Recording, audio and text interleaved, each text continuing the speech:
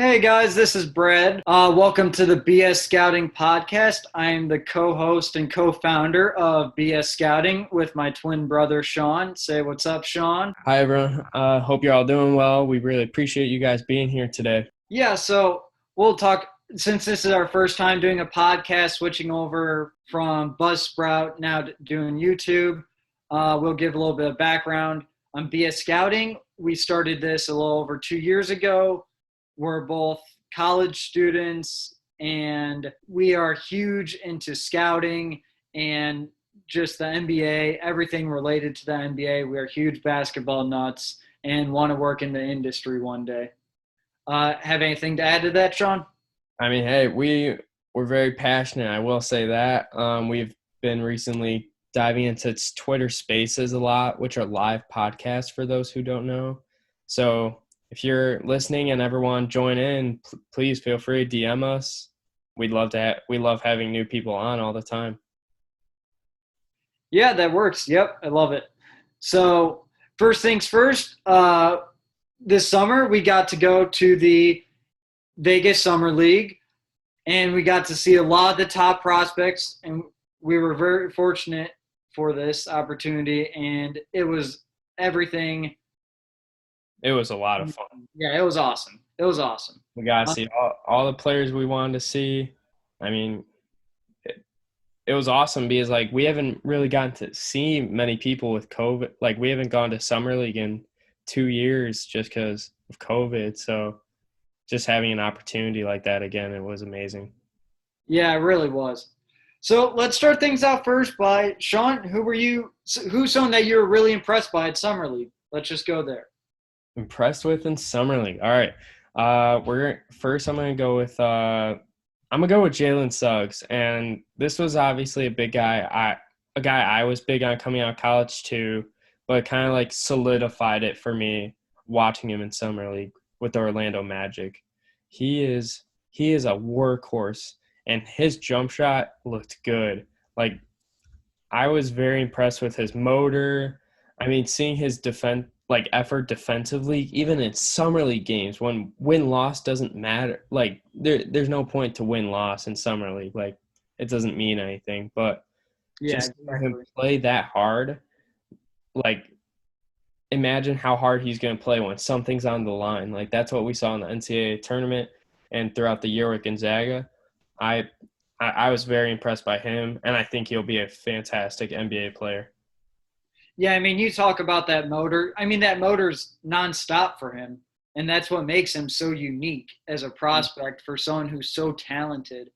And other things, I mean, he is a phenomenal. We saw his ability to finish around the rim and get there at a consistent rate. He's very quick. He has great body control when he's in the air, and he's just got an it factor to him that he's going to be a stud. He's going to be an all-star caliber player for Yeah, sure. I definitely agree. Brad, who's someone you had your eye on? Yeah, so for me, I'm going to do a little bit of a 180 here on Jalen Green. I was a little lower on him heading into the draft, and he really impressed me. I had him fourth on my big board before the draft. Now I would definitely have him top two because I overanalyzed a lot of what he was. I was afraid with the fact that he was only 6'5". His handles didn't look that crisp to me. I didn't see the pass playmaking potential. And overall, I just had concerns if he'd be a 2 or a 3. He was only 180 pounds. I was just very concerned. But then once I saw him in live action, saw how smooth he was getting to his spots and how effortless it was for him to do so and to just rise over the defender and hit a shot, he made it look so effortless and so easy that it makes it really easy to buy into his potential as Yeah. an elite scorer in this league. Yeah, I mean, Jalen Green, I mean, a lot of people didn't have access to watching him, especially very often. Like, you were lucky if you got like 3 games in of Jalen Green watching. Oh Like yeah, I mean, I recorded games every day, and I could barely find. I only watched 3 of his games all year. exactly. So I think seeing him in summer league help a lot of people see what he can be and his potential. And I'm sure like all the teams saw this throughout their workouts and through their scouts who attended those games. But man, he's going to be an NBA star. I mean, he screams at everything you want out of a star player on your team. Like he can shot create amazing. Like you can go down the line and clutch and be like, all right, we need a basket here, Jalen, take it away, and I think he'll get the job done. Exactly. All right. Yeah, let's talk about another player. Let's talk about Zaire Williams because I know you have some thoughts on him. He was the 10th pick with the Grizzlies, and that was one of the bigger surprises. But what are your thoughts on Zaire landing there? Well, I will say my initial reactions weren't the kindest of words towards the Memphis Grizzlies organization. I thought it was a mistake originally, and but since then I've learned a lot and learned about the promises he had made to the organization in terms of how much his new diet he has with the team. Yeah, And it's got that 5,000 calorie a day diet. Yep. yeah, like I mean, because this was a scrawny guy who was probably going to be around the late, like at post lottery. I was thinking I didn't think he was going to go lottery. Yeah, I had him in the 20s on my big board. Yeah, I Yeah. definitely thought he was going to go latter So half. I just thought it was a little bit of a reach at the time, but I mean, if he's able to get that body weight up, that'll make massive strides towards his game. I mean, he is an athletic freak. His shooting numbers weren't the best in college, but I know you really think he can turn that around. Which I mean, if he's able to connect with that, his athleticism and getting better side, like getting more muscle, that'll be a big. That'll be a nice pick for them. Yeah, and I mean Zaire. So something the Grizzlies really focus in on with their picks is getting high IQ players. That's what they did with Brandon Clark. It's what they did with Xavier Tillman, Desmond Bain, a lot of guys who are very high IQ players. And Zaire Williams, he's only a freshman, or he's only coming out after 1 year, but he is a high IQ player. He was a very good player out of the pick and roll, despite all the struggles he had. Like he was a very good facilitator out of the pick and roll, making the right reads. Um, it wasn't flashy, but he made the right play, and I think that made a lot of sense when I saw the Grizzlies take him, and I actually do like that fit a lot more. Now, if he was going 10 to a different organization, I would definitely feel differently. But with it being the Grizzlies and the fact that they don't really have a lot of high upside players on that Yeah, roster, especially on the no, wing. they really don't. So that's where Zaire comes in and could make things interesting. Yeah, I mean, I agree 100%. This could be a money move for them that they definitely won't. I don't think they'll regret it. I could see it working out. Um, let's talk about another player I have in mind. I want to talk about Jonathan Kuminga. Ooh, okay. All right. So I know we have had our ups and downs with understanding him as a prospect, Mhm. but just throughout the summer league, he looked really good. Yeah. Like I can't deny that. He looked very good. Because if you go into the deeper statistics, he was a below average defender, just had just a lot of struggles. I think G League transition wasn't as kind to him as it was for Jalen Green. Yeah, I'd agree there. Yeah. So I think that was hard to understand how Kaminga was going to be in the NBA, but I think he screams NBA player. What do you feel? Oh, I mean, yeah. I mean, he's got some serious upside that I was really impressed by that I was not expecting when I showed up to Vegas. Um, with Kuminga, look, he's athletically, he is a freak, Hmm. and he has better handles than you expect as well. Then because he is also playing, he played a lot of guard. He wasn't playing power forward like he was and playing in the post. They had him on the perimeter. He looked very comfortable. The jump shot, I mean, it does need work, but it's not broken by any means. No, no. I mean, he was definitely hitting some, whether it was luck or skill. But I mean, hey, No, yeah, it looked a lot more promising than Scotty Barnes, who we'll get into a yes. little bit later. But yeah, his jump shot definitely had more rotation than him. And I really like, I just love his potential, the potential he brings, even if, and I think I saw some improvement in terms of decision making. Decision making was a huge flaw for him, Yeah, I remember his turnovers numbers were very rough. but now it's definitely better. So yeah, he's someone. I don't know if he's going to produce right away with the Warriors. I mean, because they're a win now situation. They got a stack starting five, assuming everyone's healthy. So I don't know how much he'll play with them this year, but he is go. I really like him, and going. If I had to remake my big board, he would definitely be in the top five. All right. Speaking of where you'd place him now, I want to talk about the next pick I got in mind, All Josh right. Giddey for the Okay. Oklahoma Yep. City Thunder. Yeah, I know you had some strong opinions, so I'll let you start there. Okay, so personally for me, it was hard to see Josh Giddey's upside. I think he has a good floor, but I don't know if I see this. I don't know if I see a high ceiling with a guy like him.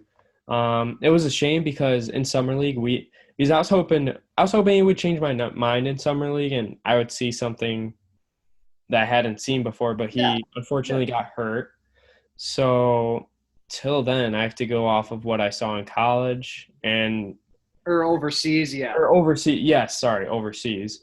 And personally, it reminds me a lot of Thomas Satoransky, and I don't mean that in a bad like I don't try to diss on the guy. He could definitely be better than Thomas Satoransky. I it just had a lot of similarities in my opinion. Solid catch and shoot jumper, solid playmaker, tall but not like amazing size for if you want to play the wing. I don't know. That's where I had my flaws. Yeah, I mean, with him, I mean, I definitely see that some of the Sadaransky stuff because a primary issue is you want your point guard to be able to create. You want him to be able to create the offense. You want him to be able to create his own shot so that he can create for others. That's how the point guard position is built today. And Josh Giddey can't really create his own shot. His handles aren't advanced enough right now, and he doesn't have much burst in terms of just with that. He doesn't have a quick first step, just isn't that quick. So he's going to have trouble in that sense. He's also going to struggle defensively guarding those quicker guards because he's not very quick moving his feet. So he's going to have to guard forwards most likely. And it will cause some problems there. But I do love his IQ for the game. He Yes. can make every pass in the book theoretically if you get him in the pick and roll. Is if they're going over the screen and that's the good thing about the NBA, or for his transition to the NBA, that could be good. Almost every team goes over the screen, no matter who the player is. Even against like someone like Ricky Rubio, players still go over the screen because they don't want to let up that three ball. If as long as they're going over the screen, that allows Giddey to create his own shot or get to the rim or find the open player. But Yeah. if they're going under that screen and forcing him to shoot that jump shot, then there might be some issues. He has improved. It's a little more fluid than it was back in Australia. But yeah, other than that, I mean, I don't love the pick for them at 6. Yeah, I couldn't agree with you more. I think they're gonna regret that. unfortunately, and it's a shame. Yeah, it really is. Yeah. So let's talk about Scotty Barnes because I know you brought him up. Yeah, so that's I mean, look, so Scotty Barnes, he's a very intelligent. I love his team mentality. He's definitely a team first player. He's an athletic freak in the sense of he's like 6'8". He's about 6'8" with a 7'2 3/4" wingspan. So that is massive. I mean, that's scary, massive. So yeah, so for a wing or if he's potentially playing point guard at some point, but he looked a lot more comfortable playing within the arc than outside the arc.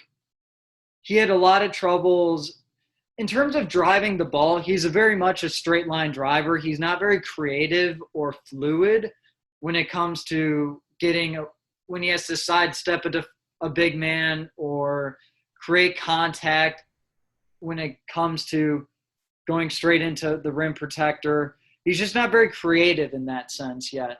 So he's raw in that sense. He looked a lot more comfortable as a playmaker too when he was playmaking out of the post or Yeah, just I know what you mean.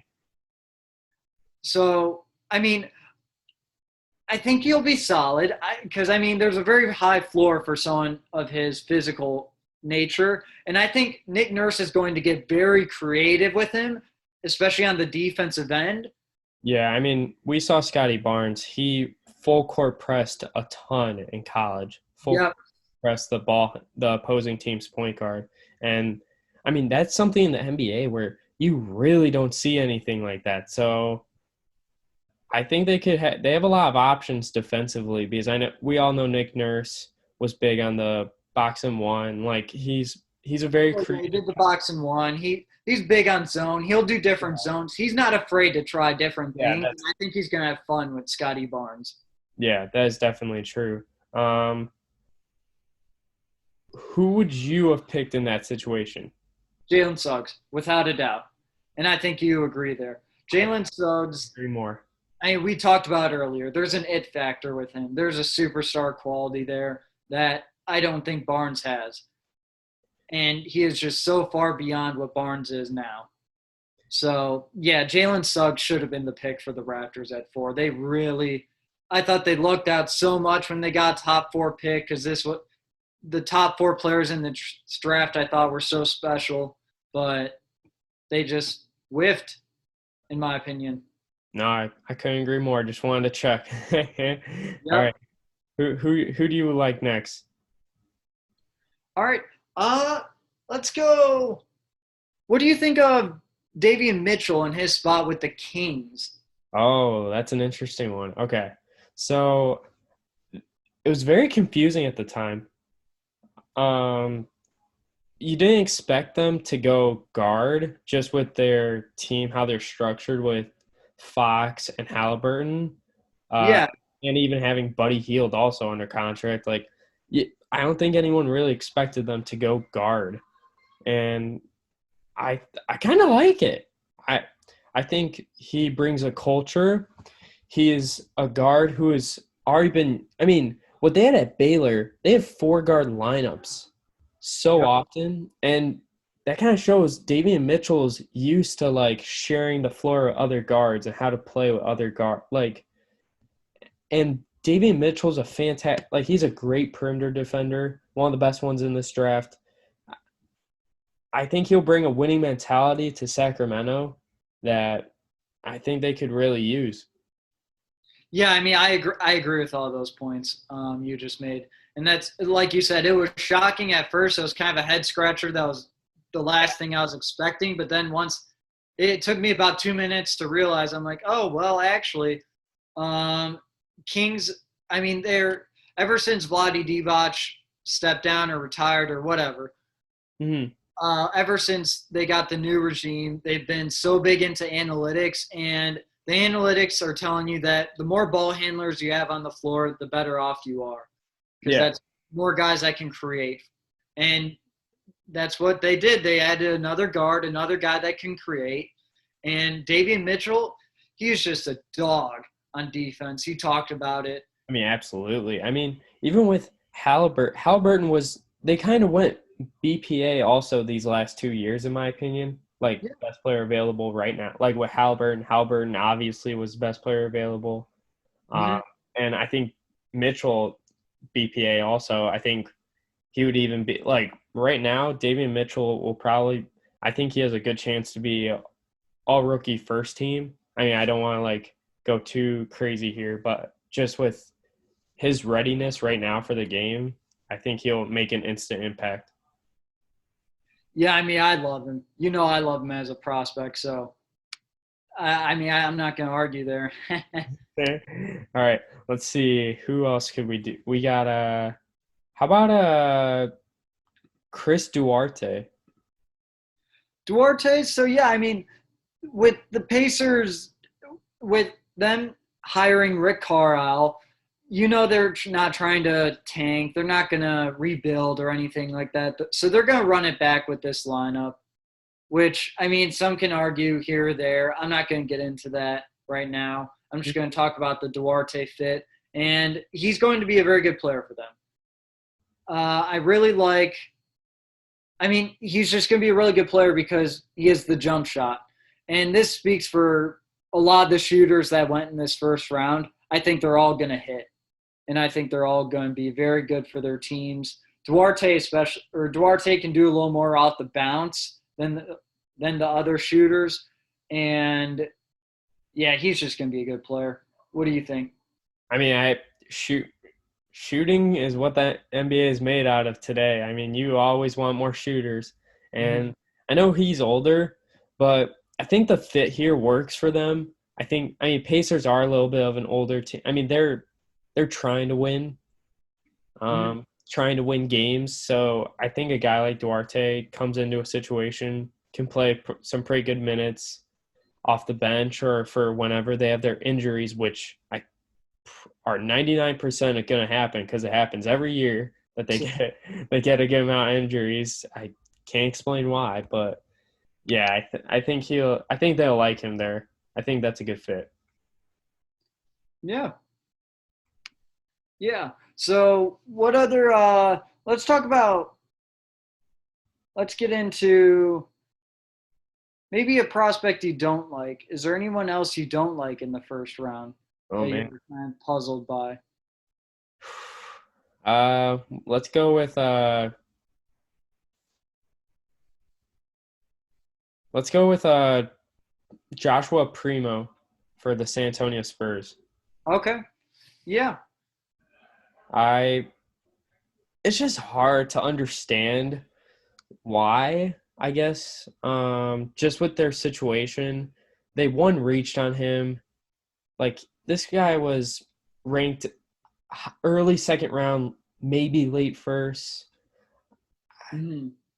I It's just hard to understand because they also have DeJounte Murray, Derek White. I mean, I just don't see where he comes into play here. Like they're both under contract for multiple years. They're both young-ish. And anyways, I think you only replace those two guys if you're extremely confident in a young guard, and that is not Joshua. I'm sorry, that's not. I don't think he's gonna take over your franchise by any means like that. I mean, I I just don't think this pick's gonna work. I think it's a bust. Yeah, I mean I agree for the most part. I had him as a second rounder in my mock draft, in my latest one. And look, I mean, Primo, there's some upside there to being a 3-and-D guy. He didn't show much at Alabama. He can do a little more, but I don't think he can create his own shot like the Spurs are going to be relying on him to, or expecting him to be able to do. Hmm. Because right now, it just doesn't make sense why you'd waste a lottery pick on someone who has the potential of being a 3-and-D guy when they already have a lot of solid young players. This Yeah. was the time to swing for the fences, or even get a big man, maybe Yeah. someone in the front court because they don't have as many front court talent. Whether it's Alperen Şengün or someone like that. So Yeah, I can't explain that one either. Yeah, I couldn't. I think Alperin would have been great with San Antonio. I think I would have loved to see that actually. That would have been amazing. I think Popovich could have gotten very creative with him, put him in situations for him to succeed. Oh yeah. Oh Uh, yeah. Yeah, let's talk about Şengün yeah, actually. He went 16 to the Rockets, and personally for me, I had him 10th on my board prior to the draft, and he went 16. I mean, that's a good value pick there. Can't argue there. Rockets traded two future first rounders just to get into the first round to get him. And it says a lot. It yeah, says it's a lot a lot. about them. And I don't know. I'm a little curious about the fit because Steven Size has worked with only stretch fives for the most part, whether it was Boogie Cousins or Christian Wood or Kelly Olynyk we saw at the end of last year. All of them he had standing on the perimeter. They all did very well, but Yeah, all on the perimeter. And yeah, that's not Şengün's game. Not right now. He is a lot more Sabonis-esque to an extent. I don't love my comparisons, but to give the audience an idea. I see what you mean a little bit. Yeah, I see some similarities. yeah, Um, he's a little undersized, but his patience is incredible. He was Turkish Player of the Year at 18 years old. I mean, the accolades are just so impressive for someone of his age, and I was very impressed with him in summer league, and he showed up and more for me. yeah, I mean, with the fit thing, I mean, we've only seen 1 year of Silas, and yes, I mean, Very true. those big men did have a lot of success. Not so much Boogie, but I'm a Kelly Olynyk and Christian Wood definitely had a lot of success in those roles. Uh-huh. But I think he could be a building block for them. I think he'll make it. I think he'll figure out ways to make it work. I think I mean, right now he has a solid mid-range game. Like it's an okay mid-range game. Yeah. There's definitely potential for that to grow along with a three ball, hopefully, in the future. But right now, yeah, it's very back to the basket for him, and I think they'll make it work. I think they'll figure it out. Yeah. So that was probably one of my favorite picks of the draft, especially mid round. Him and then Moses Moody, I'd say was another one. What was one of your favorite picks? Ooh, okay. I'm gonna stick with ones we haven't talked about yet. Yeah. Let's go with I liked James Booknight a lot, and I know a lot of people do like that one a lot. Mm-hmm. Um, because it's hard to argue with. I mean, he has a lot of upside. He is so athletic. He's got a jump shot. I mean, I think there's a lot to like with a guy like him, especially building for the future. If this pick pans out, he could be the backcourt teammate for LaMelo Ball's future. And I think they could be a really dynamic and exciting duo together if Booknight can take his game, like keep growing in his game and keep being motivated to work hard, get his game better. Because I know he didn't put up the best numbers in college, Yeah, but I mean efficiency, not yeah, quite. No. yeah, Uh, but I think the upside's definitely there. This was a guy who was being considered as high as pick 6 in this last draft. I don't think many people expected him to fall to 11 on the day of draft day, but I, I think that it's going to really pan out for them. I mean, I think it easily could, and I think it was definitely worth the risk for them, and I like the pick. yeah, I mean, it's hard to deny that. I mean, they Hornets for years have been Mhm. taking a lot of lower risk players, but Yeah, high floor players. PJ Washington, Miles Bridges, kind of, and way before then, even with the Frank Kaminsky's and the other guys, we're not going to get into Michael Kidd Gilchrist, Cody stuff like. Zeller. Yeah, so I mean, there's a lot of bad ones. But this is another hubs. They went with Lamelo last year. That was a boomer or a high upside pick, And I like that they went with another one here with Book Knight. Because, look, I mean, Book Knight is jump shot. You mentioned, or you say he's got three ball. He only shot 29% from three last year, but his mechanics, he passes the eye test. Sorry, His I should reword that different. It's more of like the hopeful three ball. Yeah. Okay. More of Okay. the words I should have said there, but continue. So yeah, in that sense, I think that he's definitely going to improve there because he is a career 80% free throw shooter. That's usually a good indicator.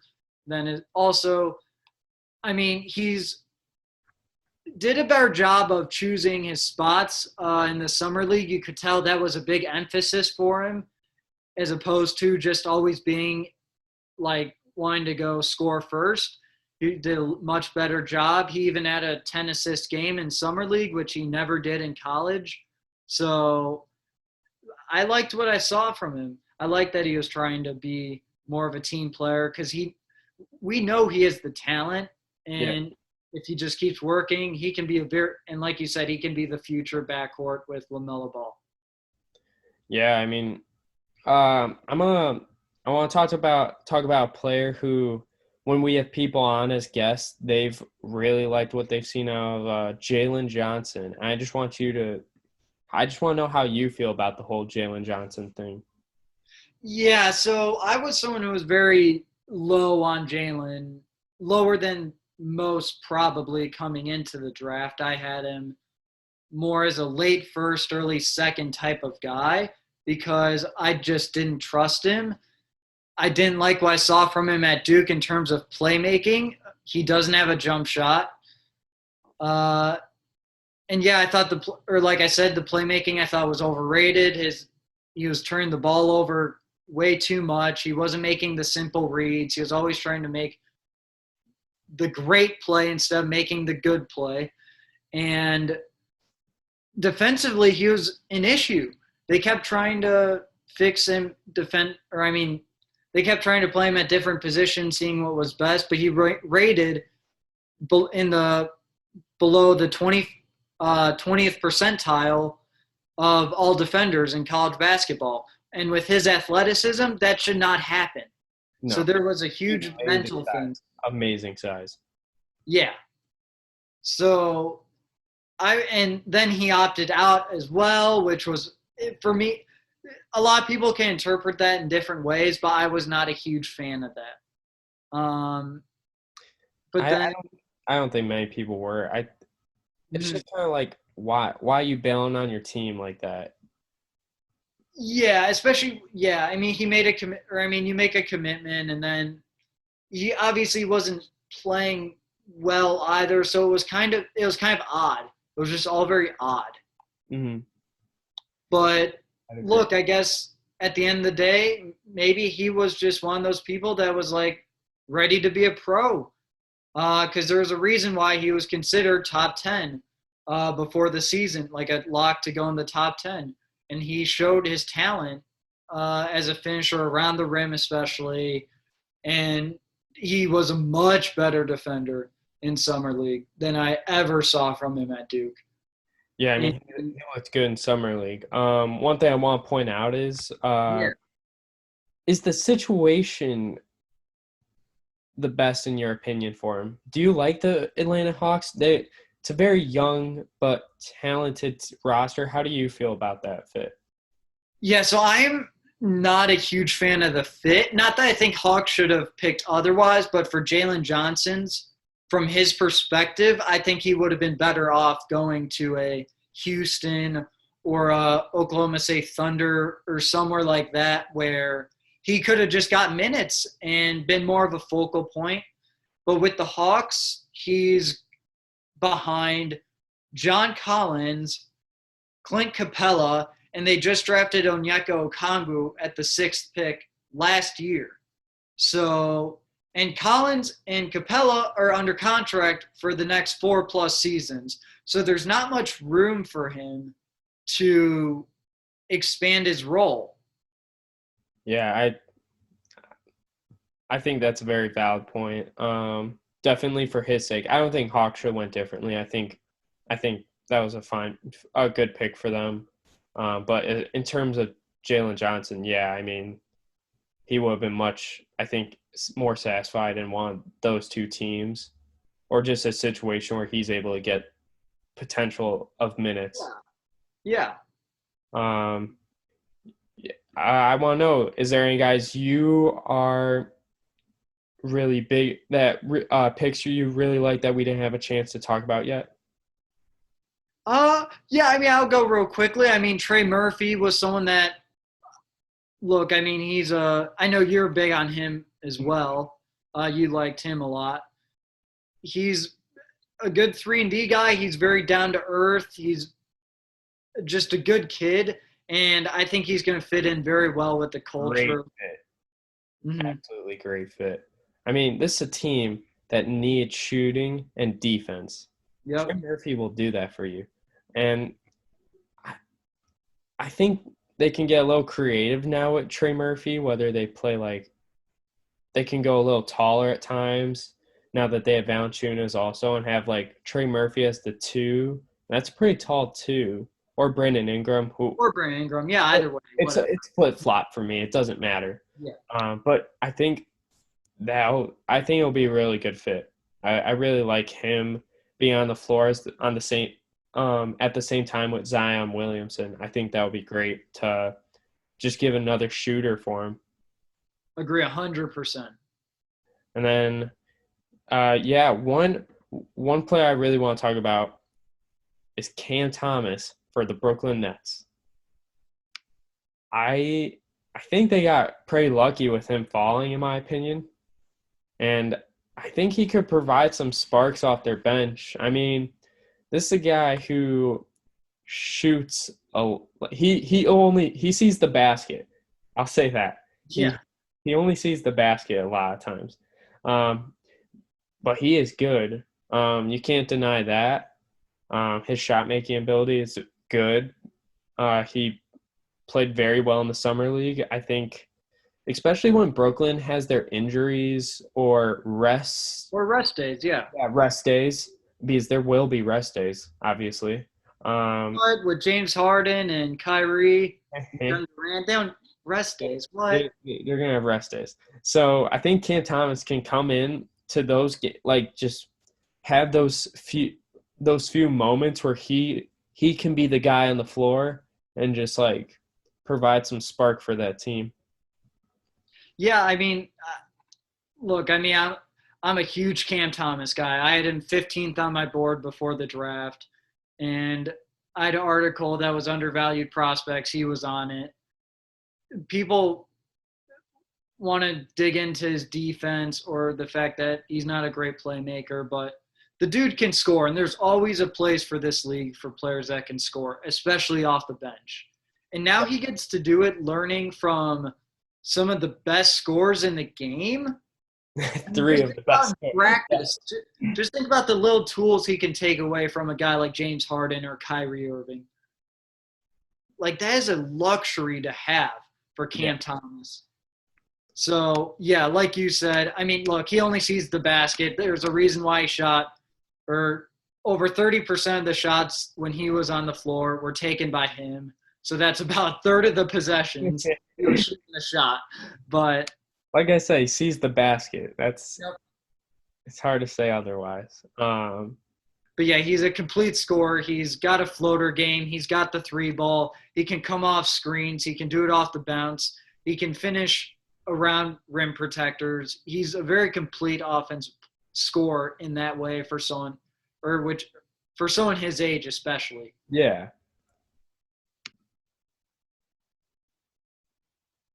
All right, I got one more player I really want to talk to you about.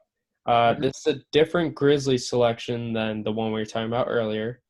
I know where this is going. 30th selection, Santi Aldama. My favorite. I just want to hear your side. What's your feelings towards it? Yeah, so this was the most head-scratching pick of the draft overall for me because Santi, I had him outside the top 60 on my big board. And for him to go in the first round was ludicrous to me. And maybe they make it work. I don't know. I'm a big fan of the Grizzlies organization, the culture they have there, but I don't see it. Santi is just not that skilled. He's very unathletic. He has a little bit of a jump shot for a big man, but I don't think it's good enough for him to be a stretch four. He's not a rim protector. He's going to be a complete liability defensively. So, yeah, that is the biggest head scratcher of the night for sure. Okay. I just need to throw that in there. Yeah. All right, everyone. Thank you all for listening to our podcast today. We plan on doing a lot more through YouTube, so please feel free to subscribe below. And Brad, do you have any last words for us? No, I appreciate everyone who tuned in. I hope you guys like what we had to say. And please keep tuning in. We love doing this. All right, bye, everyone.